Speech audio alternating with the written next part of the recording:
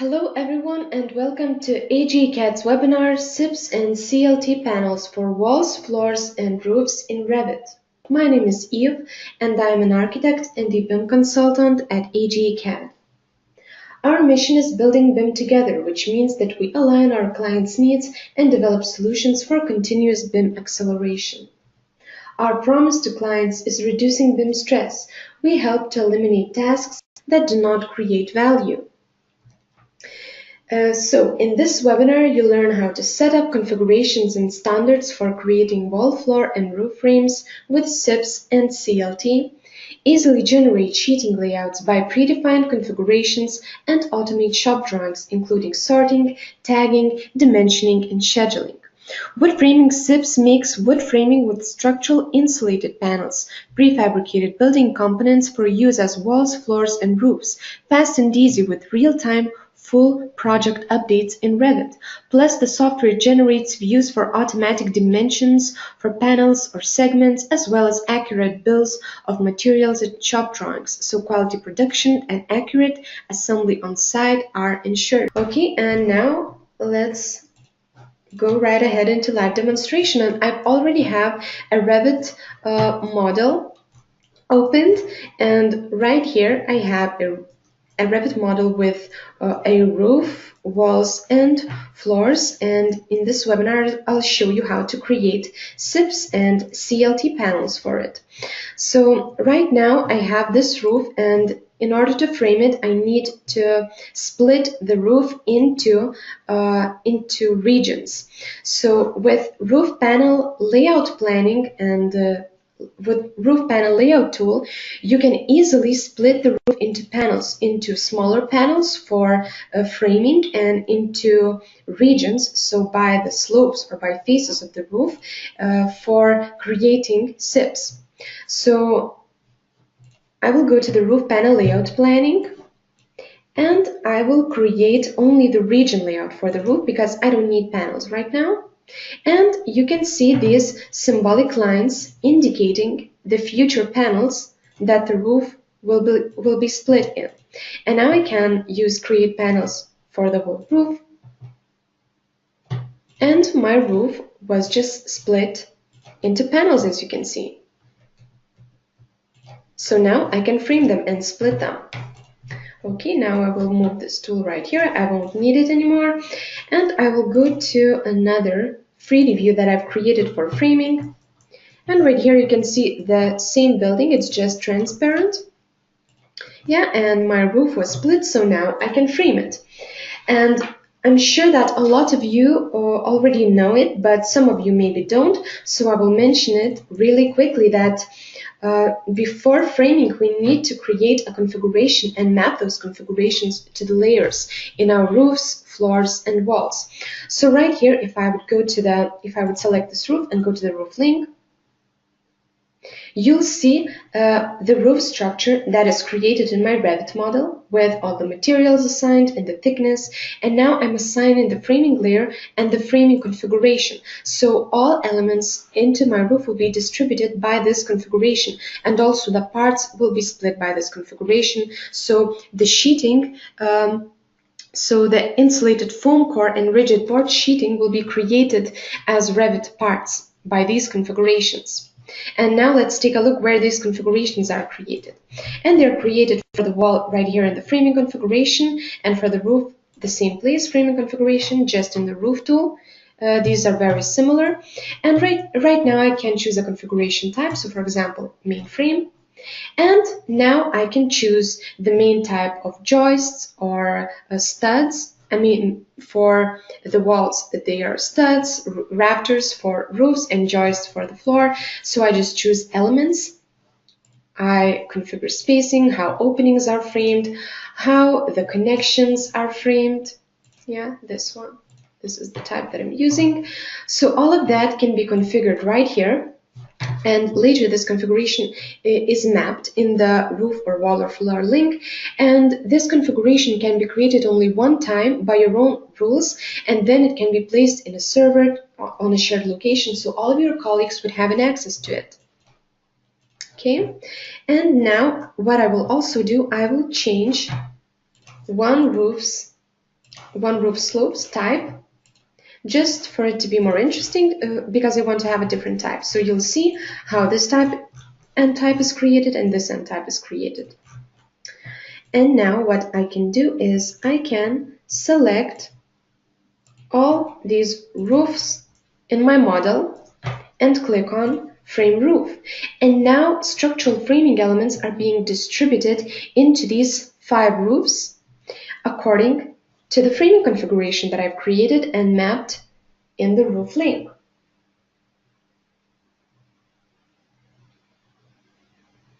Yes, so now all 5 slopes are being framed. Yeah, we can see it. And just a reminder that you can ask questions in the GoToWebinar dialog under questions, and in the end I will try to answer them. Okay, and I can see that only one slope is left and everything looks really good. Main Raptors are already added right here, yeah, on each slope. So you can see that this end of the roof is framed using one configuration, yeah, and this end of the roof is framed using a different configuration. Different Raptors are added, different types, and also you can see this triangular element is added. And it later, when I will frame the walls, you'll see that it's standing on top of the wall plates. And now what I want to do also is I want to align my roof, because you can see that it's not actually accurate. So I will go to align elements, and very easily I will align them.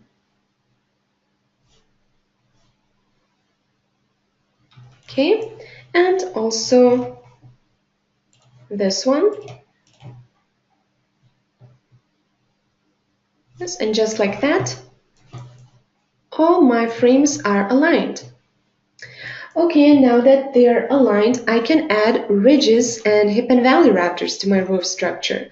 So for that, again, it's very simple. I will just go to Insert Raptors, and also for the Raptors, they have their configurations. So if I would go to Raptor configuration, you can see that I can add hip Raptors, valley Raptors, and ridges right here. And then I can, of course, save it and use it in the future. And now I can just click on Insert Ridge, select the roof, select the configuration that I want to use, and it's added. And also I want to add it for this roof as well. Insert Ridge by the same configuration, okay, and it's also added right here. And also I want to add hip and valley Raptors. Insert, oh sorry, not that, Insert hip and valley Raptors, this one, the configuration, okay, and you can see that they're added right here. Okay, and now when they're added, what I want to do is I want to split the parts, because actually insulated foam core and rigid board sheeting that SIPs are composed of are created as parts in Revit. So for parts, again, I have configurations created. I have paneling configuration right here, and I can create a configuration for splitting those parts, or splitting insulation. So right here is my panel layout, and I can add offsets from the openings, and create how the connections, how I'm splitting from the connections and so on.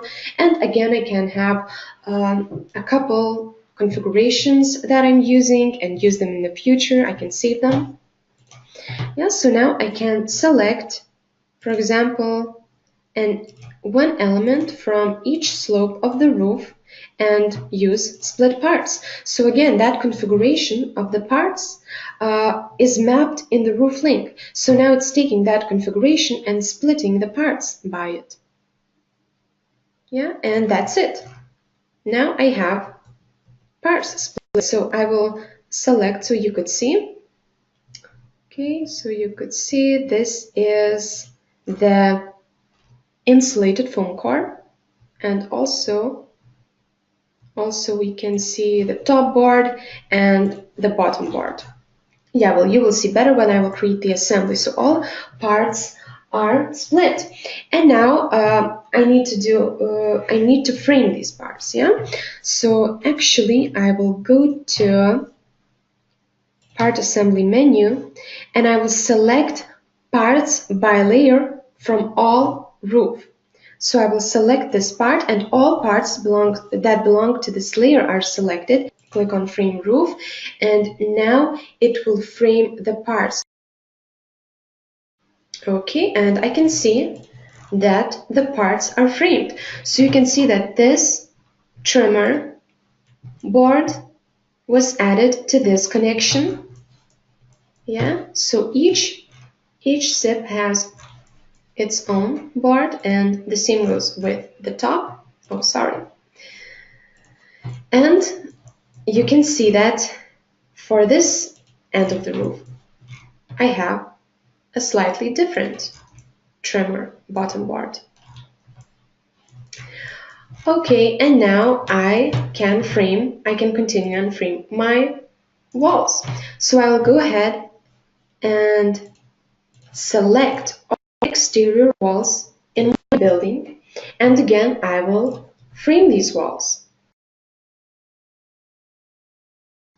Okay, and everything is framed, and right now it's not very nice because it's not aligned yet, but I will align it in a minute and you'll see that everything will look better. So now what I will do, I will modify frames, align elements, and align walls to my roofs. So I will align studs with other elements, select a rafter and a stud from my wall, and again. And also you can notice that I'm using two different configurations for openings that are smaller, they're framed like that, and wider, they are framed with king studs, as you can see. Okay, and now I will also align studs in this wall. Align studs. Okay. And I'll do the same for this side.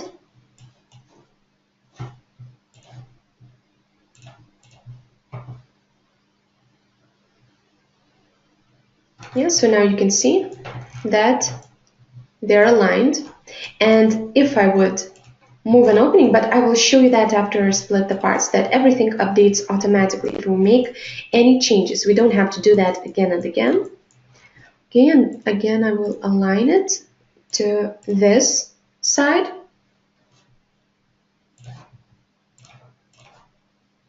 And now it's starting to look better. Everything is aligned. And these walls are already aligned. These walls as well, I think. Yeah, everything is good now. Okay, and what I will do now, after everything is aligned, I'm ready to split the parts for these walls. So now I can select these elements. I don't have to select all of them, it's just easier for me right now.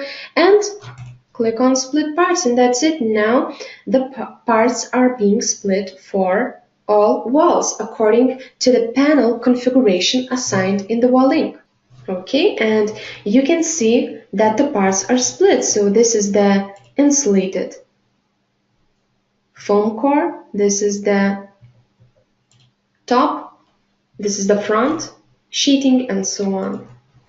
And the same goes for parts around the openings, let's say. Yeah, everything is nicely split. And also, anytime I can update them. So for example, if an opening moves, so I will move this opening right now, and the frame will no longer be correct. Yeah, you can see that it's not correct, and I can just update the frame, and everything will be updated like that. Okay, so now what I can do is I can show you the interior walls. So I will open another 3D view that I've created especially for that. And you can see that this element is standing directly on the top plate of my wall. This trapezoid element, I can go to the section view so you could see better. Yeah, this is the top plate of my wall, and this is the element. And for this end of the roof as well, everything is correct. Okay, now I will go back to my 3D view, and right here I have this interior wall, so I will attach it to the roof and I will frame it, frame wall, and you'll see that other situation with the sloped top plate. Yeah, like that. And it's framed. And now I can again split the parts and so on. But I would go back to my 3D view for framing. And right now what I'm gonna do is I'm gonna frame other layers for my roof because I have other layers as well. So what I'm gonna do is I'm gonna select my roof, select all roofs in my model, all roof slopes. Okay, and I will add the battens. Yes, so like that we have the battens. And also I can again select my roof.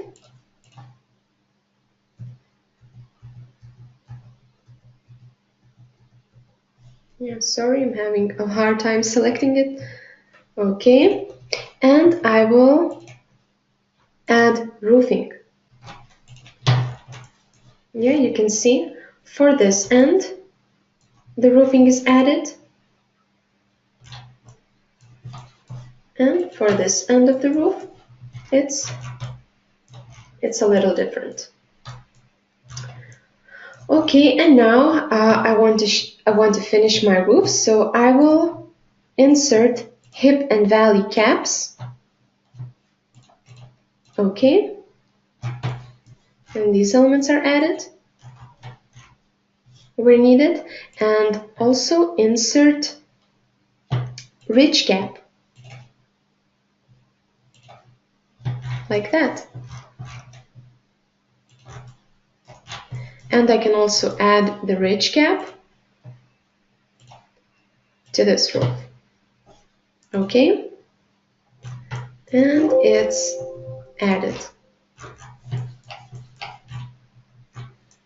Okay, so I think that my roof is done, and now I can also frame other layers for walls as well. So I can frame them one by one. For this wall, if I would open the wall link, you'd see that I have horizontal, vertical, horizontal and vertical nailers and also siding, but I will just go ahead and frame additional layers, and you'll see the nailers and the siding will be added. Yes, my wall is framed, and that is how we can frame our whole building.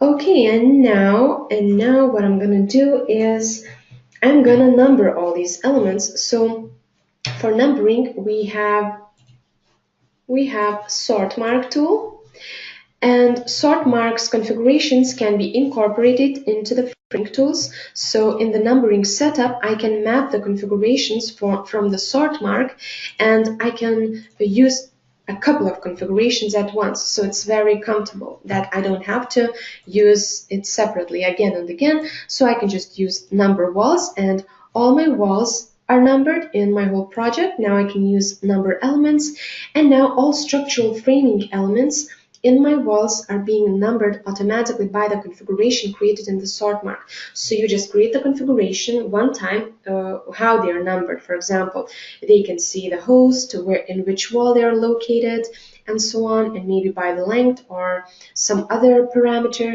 that you may need. And that's it, and they are all numbered. And now I can do the same for the roofs. I can number my roofs. Yeah, and number elements in the roofs. So now it's numbering all structural framings, so all rafters, all these roofing elements, caps, and every element in the roof.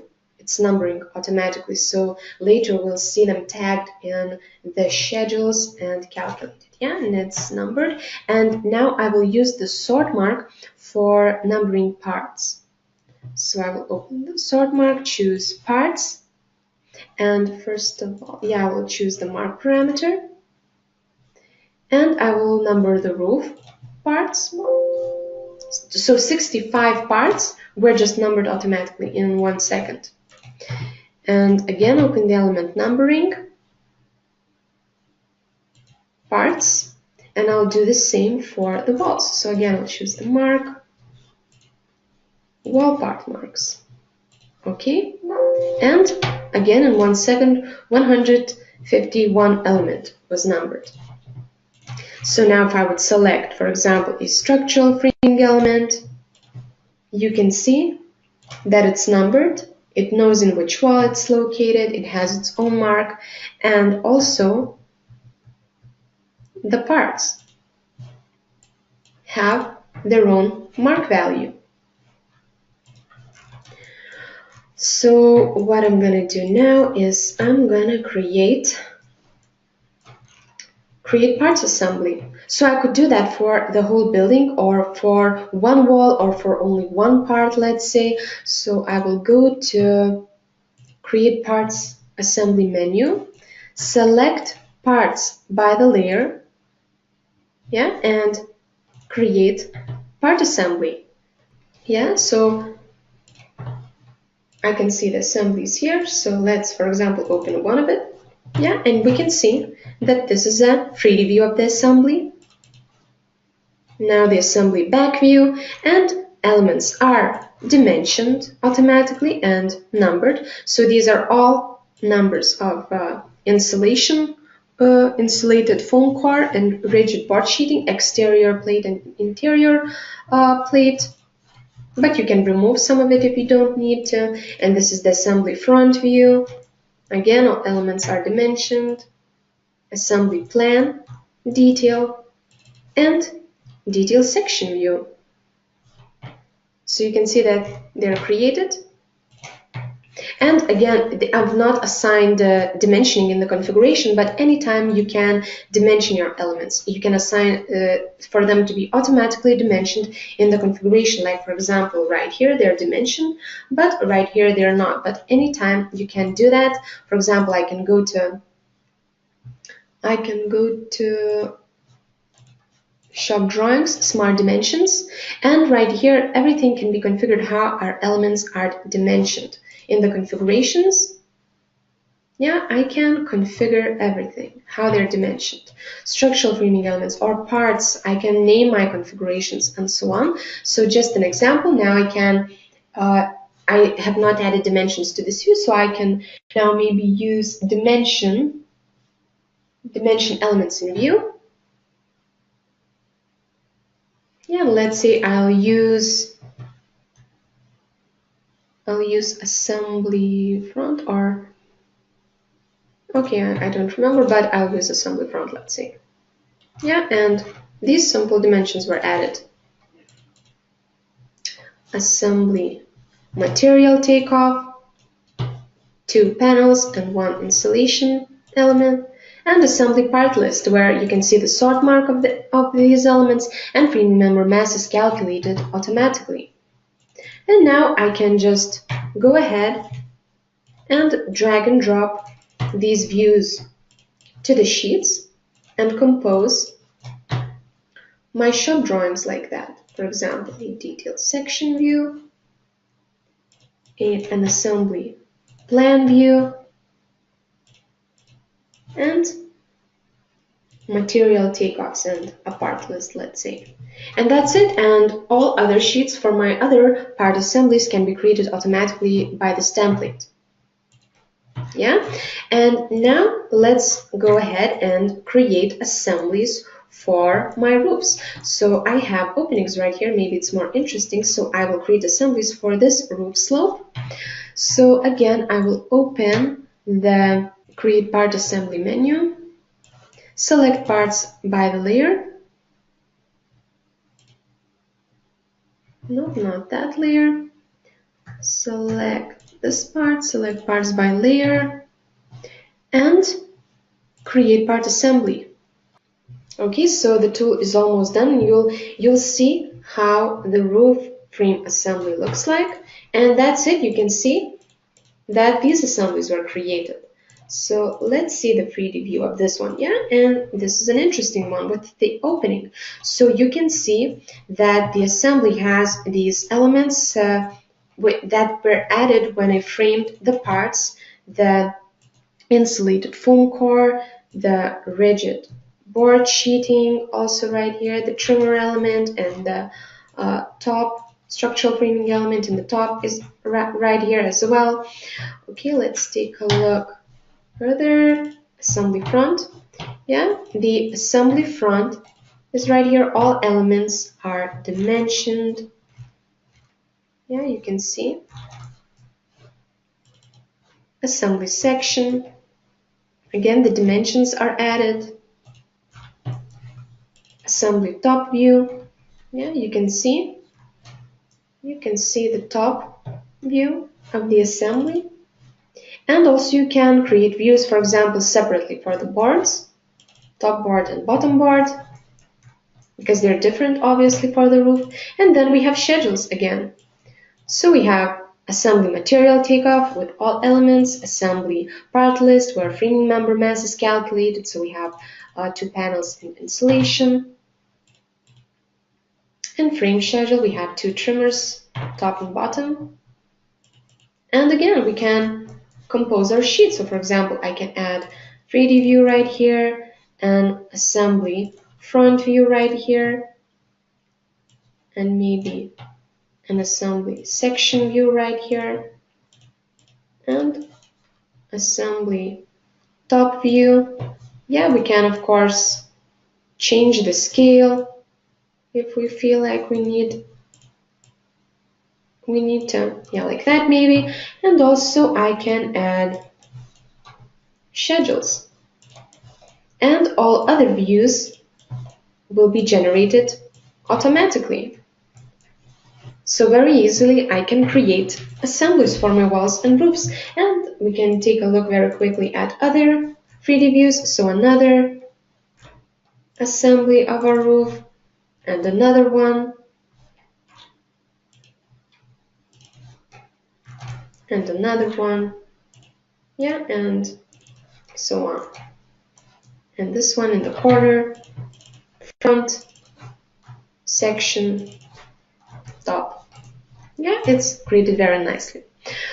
Okay, and now I will go to another 3D view, and very quickly I'll show you other situations as I mentioned. So I will go to this other view, and I have these 2 empty walls right here.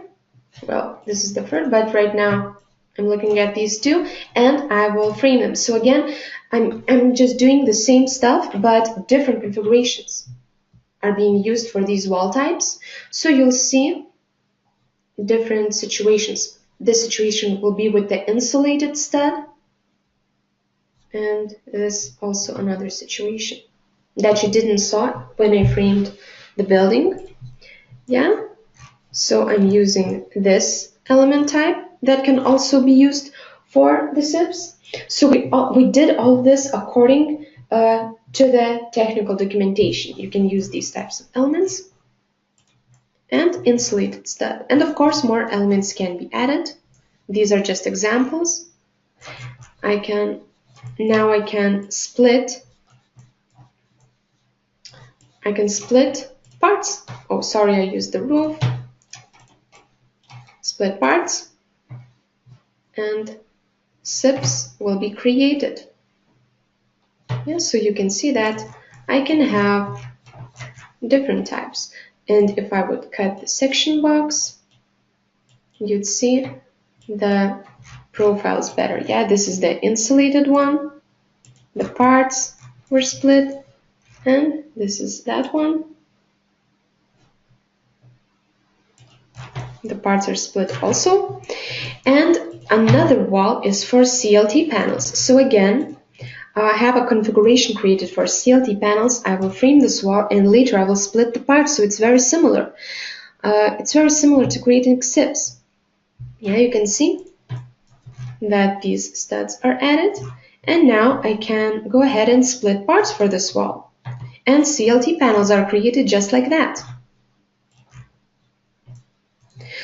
So I'd like to mention that we will have a separate webinar about CLTs.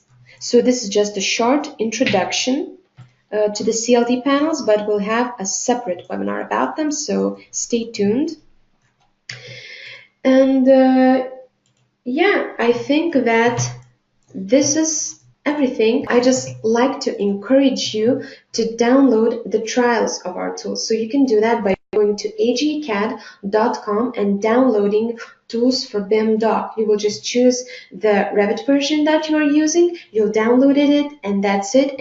And from there, from the doc, you'll be able to download the trials of these tools.